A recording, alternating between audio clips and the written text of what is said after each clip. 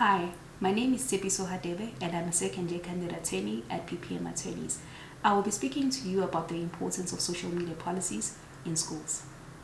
Social media can be broadly defined to mean forms of electronic communication through which users create online communities to share information, ideas, personal messages, videos, and other content.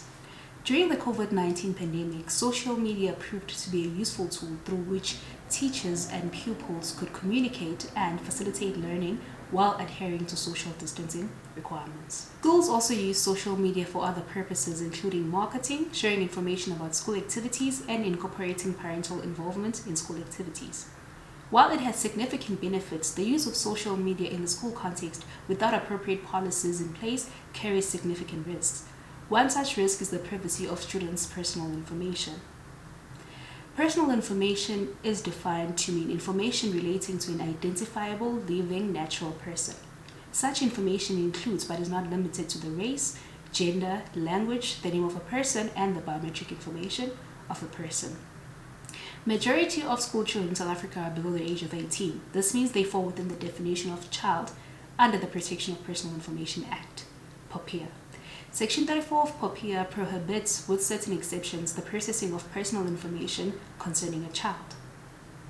We draw on three scenarios to illustrate the use of social media in the school context in order to highlight the importance of social media policies in schools. The use of social media by the school could be an instance whereby, after hosting a sporting or an award event, the school decides to post video highlights of the event along with photos and the names of pupils on their social media pages. Such social media posts will reveal certain personal information about the pupils, such as their biometrics, being their faces, and their names. This brings the school within the definition of a responsible party under POPIA. This means that the school bears certain responsibilities, including refraining from the processing of personal information of a child, unless such processing falls within the exceptions set out under POPIA. If the school lacks a social media policy informed by POPIA and the guidance note on the processing of personal information of children, posting such videos and pictures on the school's social media pages will amount to a violation of the pupil's right to privacy and will attract sanctions under POPIA. A social media policy can also play a significant role in ensuring that the use of social media by teachers during school hours is in line with POPIA. A good example of such use of social media by teachers would be where a teacher during school hours decides to do a fun activity that is not related to school activities. During such activity, the teacher decides to take a video of the pupil and post it on their personal social media accounts. In such a video, the pupils' faces and name tags are visible. It can be argued that during school hours, the teacher, as the employee of the school, bears the same responsibilities as the school, in that they are also a responsible party. The presence of a social media policy that is in line with POPIA would ensure that teachers have a clear understanding of how they can use social media during school hours and what the consequences of failing to adhere to such policies are. The current economic climate and financial constraints faced by South African schools, especially public schools, may not make it possible for each school to create and implement a social media policy.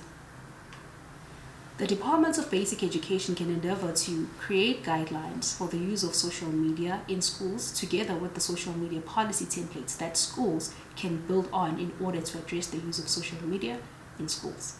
In addition, the incorporation of social media awareness campaigns in schools can also go a long way in creating awareness around the responsible use of social media. Other bodies such as the South African Council of Educators can also play a role by creating guidelines on the use of social media by teachers and providing training to teachers on the use of social media in schools. Thank you for watching this video. If you would like more content on data privacy and protection, please visit our website at ppmattorneys.co.za. You can also catch us on any of our social media channels. Till we meet next time.